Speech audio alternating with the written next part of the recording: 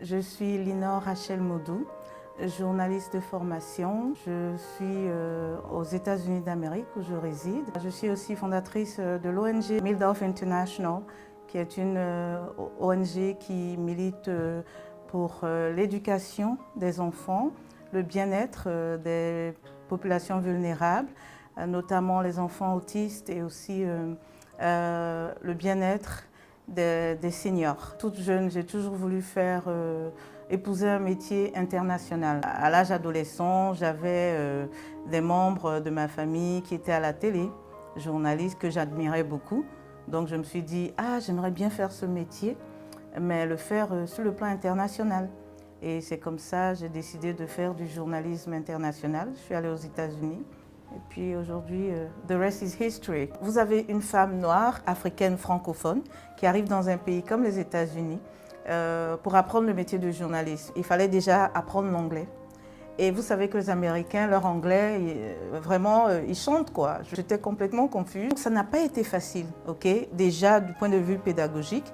Et ensuite, quand vous parlez d'une femme noire, on a pas mal de défis. Déjà, en commençant à l'université, j'ai un de mes professeurs qui m'a dit, écoutez, donc on était un petit groupe dans une séance de travaux pratiques, peut-être 15, et j'étais la seule africaine, évidemment. Nous étions peut-être 3 ou 4 femmes, mais j'étais la seule noire et africaine de surcroît. Et donc, il nous donnait des conseils individuellement et quand il arrive sur moi, il me dit « Vous, je vous conseille la presse écrite parce qu'avec votre accent, je ne sais pas qui va vous embaucher. » Tout simplement, il est passé à autre chose. Moi, j'étais là comme ça, je dis « Mais après tout ce temps que j'ai pris à me former et que je continue de me former, puis je lui dis « Non, moi, j'aime pas… D'abord, je ne suis pas quitter, I'm not a quitter, j'aime pas… je n'aime pas perdre. Quand je suis devant un défi, j'aime aller jusqu'au bout. » Donc je dis, ok, ça c'était une motivation pour ne pas changer pour rester dans ce que je voulais faire. L'histoire de l'Amérique est très très diverse et aujourd'hui ce qui se passe en Amérique n'est qu'une manifestation de l'histoire de ce pays-là. Il y a eu beaucoup de progrès, mais la réalité reste que les Noirs ont toujours cette position d'infériorité, même si en nombre ils sont nombreux. Mais dans certains contextes, il y a cette réalité. Il y a encore beaucoup à faire, mais il faut toujours reconnaître qu'il y a beaucoup d'opportunités. Parce que autant on dit que pour une personne noire, c'est difficile en Amérique, autant moi, en tant que femme noire, j'ai réussi à me frayer un chemin. Du point de vue technique, il y a des chaînes, je ne vais pas les citer, donc, que j'apprécie beaucoup. Même étant là-bas, je regarde certaines émissions, je suis un peu surprise de voir le nombre d'acteurs, influenceurs, artistes, stars qui présentent des émissions. C'est, comme on dit en anglais, it's interesting. Parce que dans la même occasion, je me dis, bon, vous avez des écoles de journalisme et tout ça. C'est vraiment tout cet écosystème de journalistes et de célébrités qui deviennent aujourd'hui, qui sont à l'antenne, que je trouve assez intéressant. Moi, en tant que journaliste, je trouve vraiment pour mes confrères que c'est un peu dommage parce que vous voyez, parce que quand on sort d'une école de journalisme, c'est pas forcément, on n'est pas forcément une star à la fin de ses études. Donc comment compétir avec ces personnes qui ont pris le temps de s'établir, de se faire des fans? Comment est-ce qu'on compétit avec ça? C'est difficile. Pour les chaînes de télé qui embauchent ces personnes qui sont des stars, mais pas des journalistes à la base, moi, je ne peux pas les blâmer parce qu'eux, ils sont dans leur mindset de business.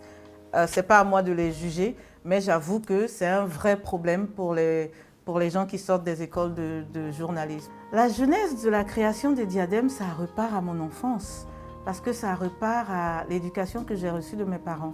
Depuis qu'on était petits, mes parents ont toujours été ouverts. On a appris l'humanitaire, on a appris le service des communautés. On a lancé l'ONG en 2003, ça c'était Racine Heritage. Donc avec Racine Heritage, on faisait beaucoup dans l'éducation et les échanges culturels. Moi étant là-bas, on a voulu tisser ce lien, ce pont-là entre l'Afrique et l'Amérique. Donc on a travaillé dans ce sens et en 2011, En fait, ça a été une progression. On a ajouté maintenant le leadership des enfants et donc les personnes âgées, c'est arrivé voilà, il y a un peu moins de 2 ans. L'ONG a changé de nom, c'est maintenant 1000 Dove, qui est 1000 colombes, Dove colombe en anglais, donc 1000 colombes.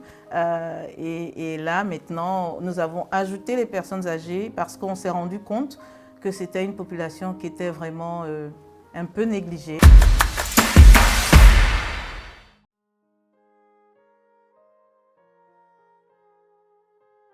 Littérature.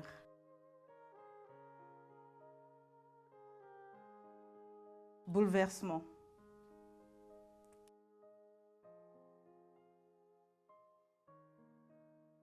Racine.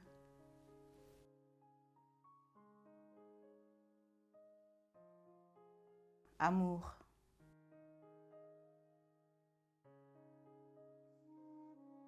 Bonheur.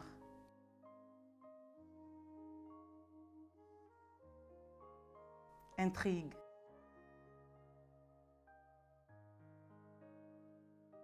Développement.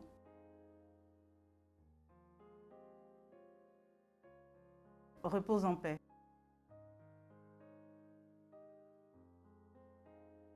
Président.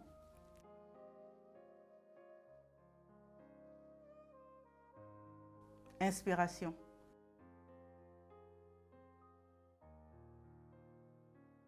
Talent.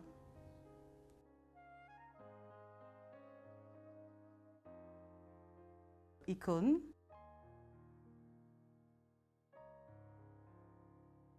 Détente.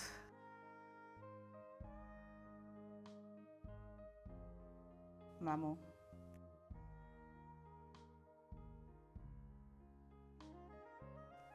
Révolution.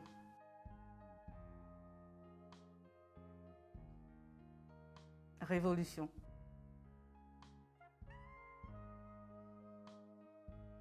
Service.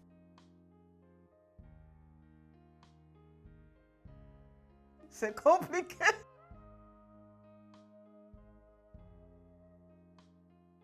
Serviteur.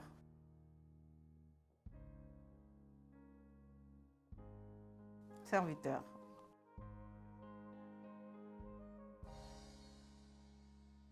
Ambiance.